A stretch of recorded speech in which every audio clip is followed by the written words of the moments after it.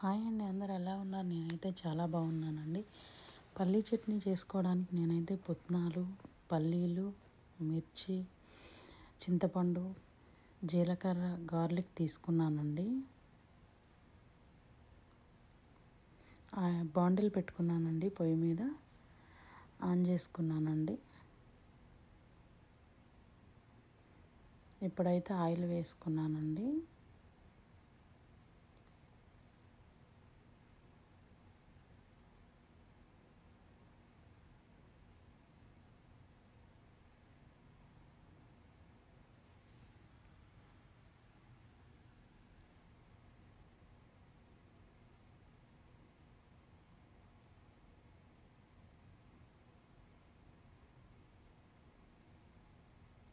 కొంచెం హై చేసుకున్నానండి oil heat అవ్వడానికి.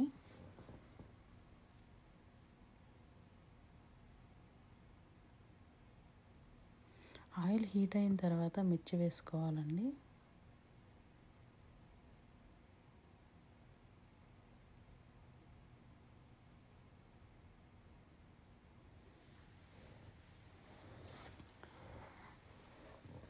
ఆయిల్ వేసుకొని హీట్ అయిన తర్వాత మిర్చి వేసుకున్నాక కొంచెం ఫ్రై అవనివ్వాలండి మిర్చిని.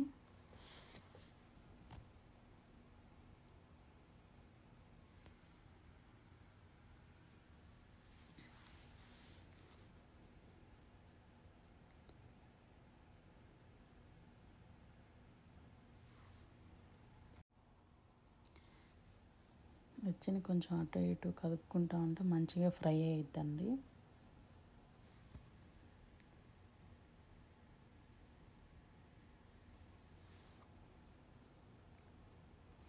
మిర్చి ఫ్రై అయిన తర్వాత ఒక బౌల్లోకి తీసుకున్నానండి నేనైతే.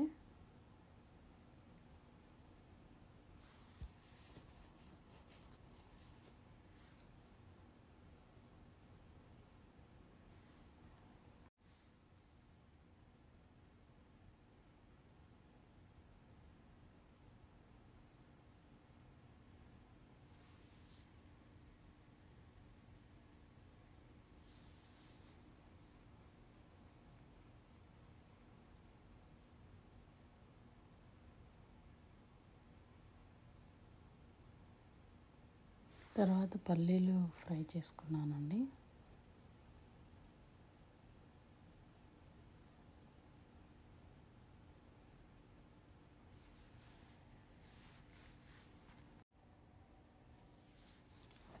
మంచిగా ఫ్రై అవ్వాలంటే అటు ఇటు కదిపించుకుంటూ ఉండాలండి.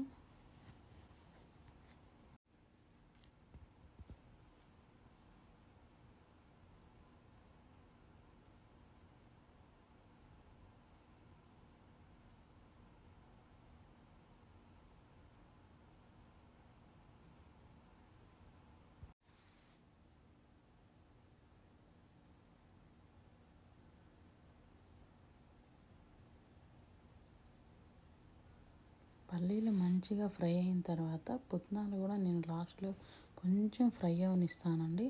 అప్పుడు చట్నీ పచ్చి స్మెల్ రాకుండా ఉంటుందండి.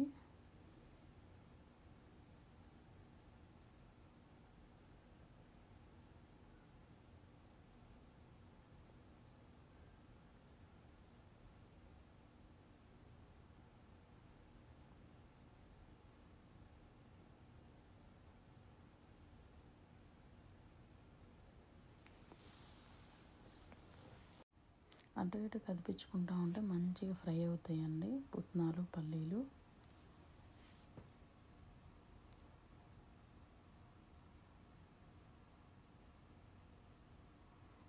ఆఫ్ చేసుకున్నానండి. మంచిగా ఫ్రై అయిపోయినాయండి పల్లీలు, పుట్నాలు. చూడండి మీరు.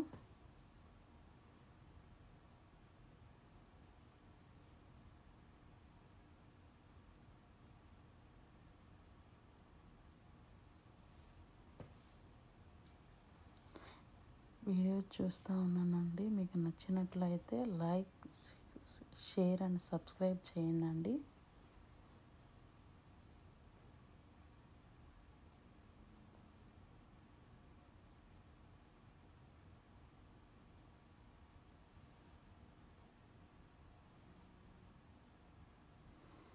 తర్వాత నేనైతే అవన్నీ పుట్నాలు పల్లీలు అన్నీ గ్రైండ్ చేసుకుంటున్నానండి. టామరిన్ అన్నీ వేసానండి. రుచికి తగినంత సాల్ట్ కూడా వేసానండి.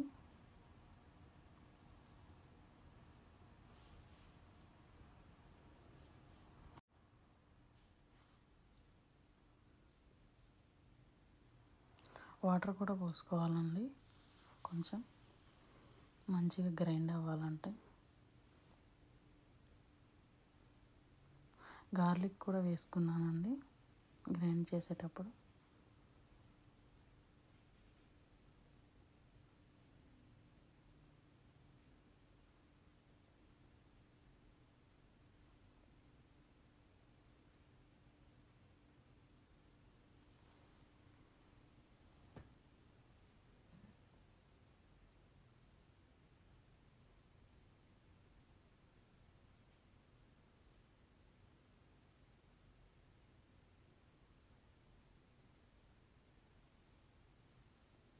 గ్రైండ్ చేసుకుని లాస్ట్లో జీలకర్ర వేసుకోవాలండి. అంత మెత్తగా అయినా జీలకర్ర బాగోదండి.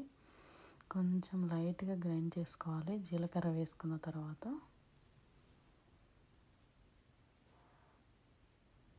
అయిపోయిందండి, గ్రైండ్ చేసుకుని పక్కన పెట్టుకున్నాను. ఇప్పుడు పోపు వేసుకోవాలండి. చట్నీ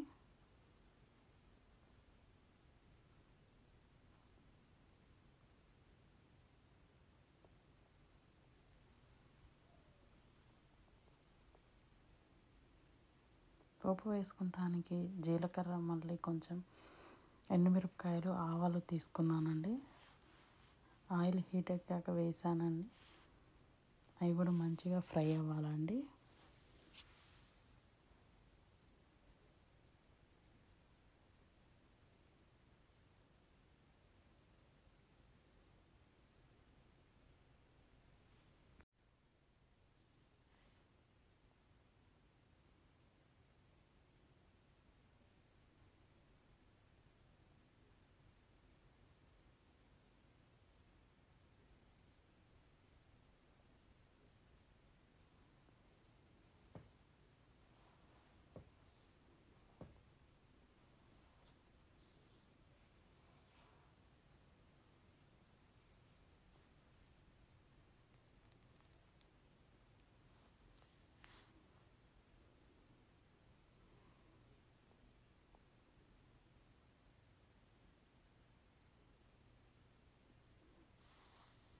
మంచిగా ఫ్రై అయిందండి.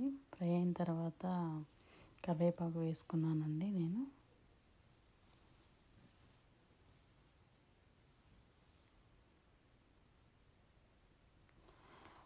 పోపు కొంచెం వేడి తగ్గాక వేసుకోవాలండి చట్నీ, లేకపోతే అడుగు పట్టేసి ఉడికినట్లు అవుతుందండి, బాగోదండి. సో ఇంకా నేను పోపు చల్లారాక చట్నీ వేసుకున్నానండి దానిలో. గ్రైండ్ చేసిన చట్నీ.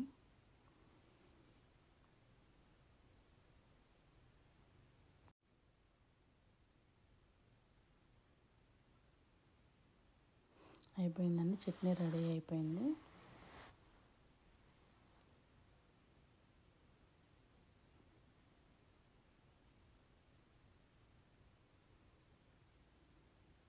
ఇప్పుడు నేను రాగి ఇడ్లీ వేయబోతున్నానండి. రాగి పిండి కలుపుకుంటున్నాను. సేమ్ ఇడ్లీ రవ్వ ఎలా కలుపుకుంటామో రాగి రవ్వ కూడా అలానే కలుపుకోవాలండి, 1కి 2 చొప్పున.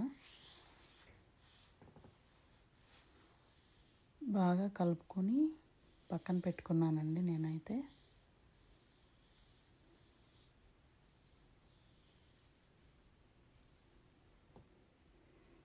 మంచిగా మెల్ట్ అయితే బాగా మంచిగా మెల్ట్ చేయాలి, మంచిగా కలుపుకోవాలండి. అప్పుడే మంచిగా స్మూత్గా వస్తాయి ఇడ్లీ.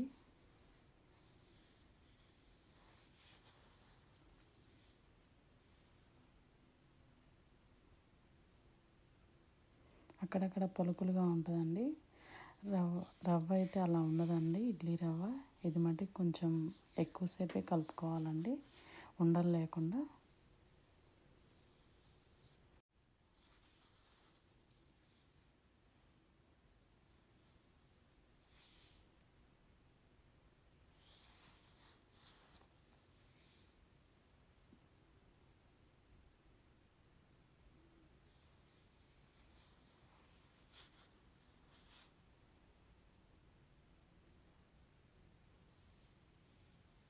వేసుకొని పక్కన పెట్టుకున్నానండి.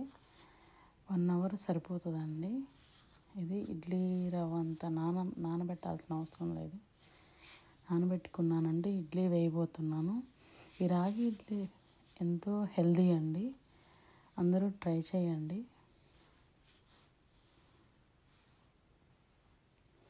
ఇడ్లీ పాత్రలో వాటర్ పోసుకున్నానండి. ఆ వాటర్ పోయాలండి. పోస్తేనే ఉడుకుతాయండి మంచిగా ఇడ్లీ. ఎక్కువ అవ్వకూడదు, తక్కువ అవ్వకూడదండి. ఎక్కువైతే ఇడ్లీ పొంగిపోతాయండి. వాటర్ ఎక్కువైతే కరెక్ట్గా పోసుకోవాలండి. ఈ రాగి రవ్వ ఇడ్లీలో తగినంత సాల్ట్ వేసుకున్నానండి. కొంచెం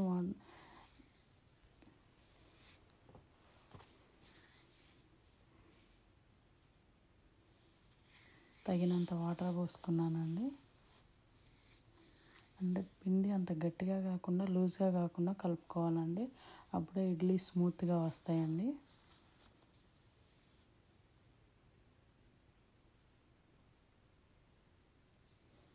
మంచిగా కలుపుకోవాలండి.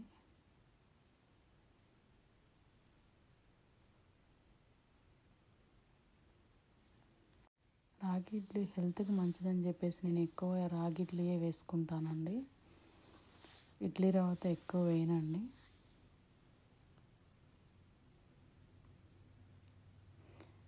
నేను కొంచెం పెద్దవే వేసానండి ఇడ్లీలు. అలానే ఇష్టం అండి నాకు. మీరు చిన్నవి కావాలంటే చిన్నవిగా వేసుకోవచ్చు.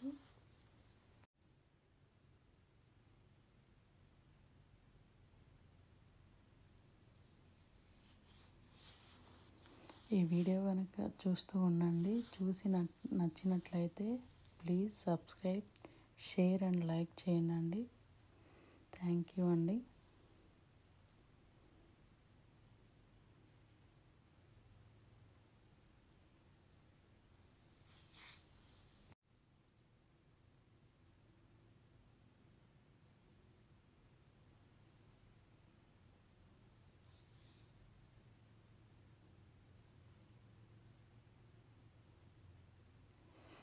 వేడిగా తింటే చాలా బాగుంటాయండి రాగి ఇడ్లీ. కొంచెం వేడి చల్లారితే బాగోగానండి. కొంచెం వేడిగానే తినండి. వేడిగా తింటే టేస్ట్ అదిరిపోతుందండి.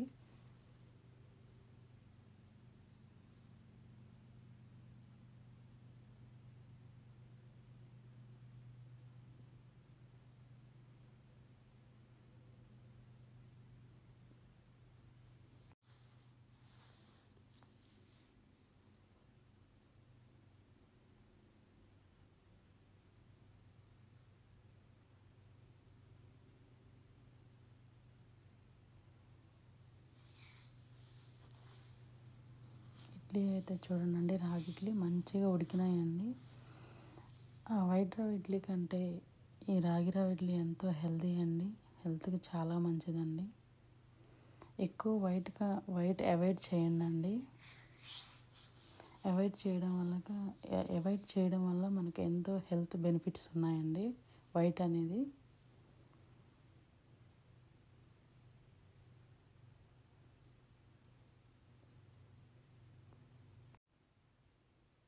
ఇడ్లీ అయితే ఉడికాయండి. తీస్తున్నానండి ఇప్పుడైతే. పక్కన గీ వేడి చేస్తున్నానండి. ఇడ్లీలో లైట్గా గీ వేసుకుంటే చాలా టేస్ట్ బాగుంటుందండి.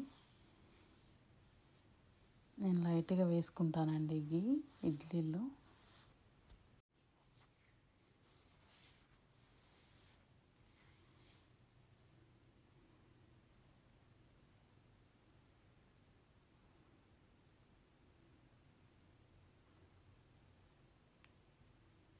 ఓకే అండి, థ్యాంక్ యూ. ఈ వీడియో కనుక మీకు నచ్చినట్లయితే please subscribe, share and like చేయండి ఫ్రెండ్స్.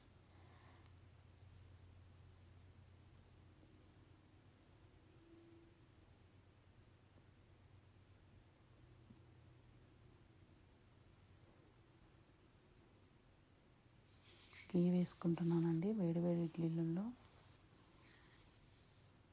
చాలా టేస్ట్ బాగుంటుందండి.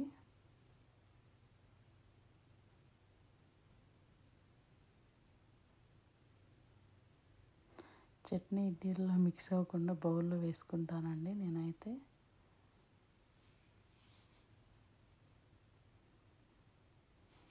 చూడండి, చూస్తుంటే నోరూరుతుంది నాకైతే. ఓకేనండి, బాయ్, థ్యాంక్ యూ.